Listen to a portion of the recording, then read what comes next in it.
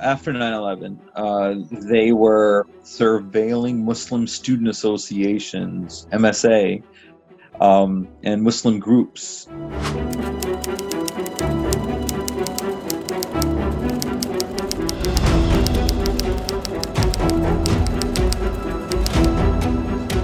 The New York City Police Department started a surveillance program in a 250-mile radius of New York City.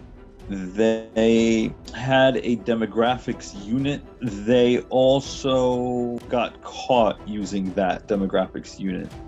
They were in and around Newark, New Jersey, Edison, Patterson, everywhere in New Jersey where there are sizable Muslim populations. After 9/11, they were surveilling Muslim student associations, MSA, and Muslim groups.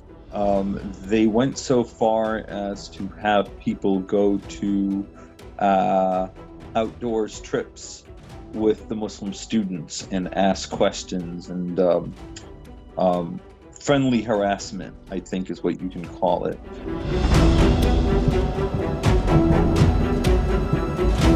I was the lead plaintiff in Hassan versus NYPD, where we asked them to stop.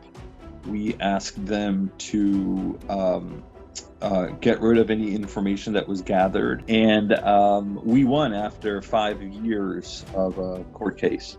The reason that I became involved in this is because two of the masjids that I go to were on that list. So I stopped going. And it was about two and a half years that I stopped going to those places. And then the case started. And then I started going back. I'm in the United States Army.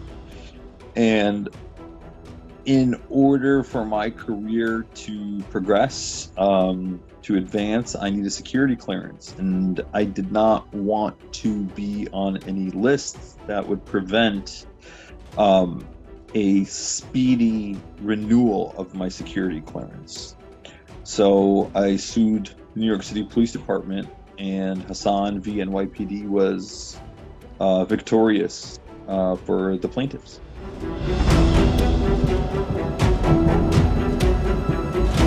People knew that we were being watched, or allegedly being watched, so much so that I saw two kids, actually it was 3 kids, wave to the telephone pole across the street in the parking lot at Astana Ezera, which is in English Town, New Jersey, because they had heard that New York City, that the police are here and the police are looking. So they were waving at the camera as only kids can do. All of my co-plaintiffs were non-Shia, so they felt this more because Newark, New Jersey's many mosques, and I think a meat market, a restaurant or two, they were also in that list. So there was fear, and the co-plaintiffs' masjids lost not only revenue from donations, but lost foot traffic. It really caused a problem for Muslims in New York and New Jersey.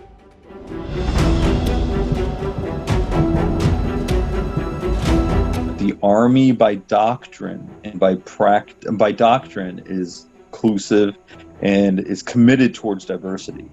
I am aware that prejudice and racism does exist in the military against Muslims, but I have not, thank God, luckily, I have not been subject to that. I do know it exists, especially in basic training. It exists, and it's too bad. It's unfortunate, but that is more of a failing of the individual in uniform, not the uniform.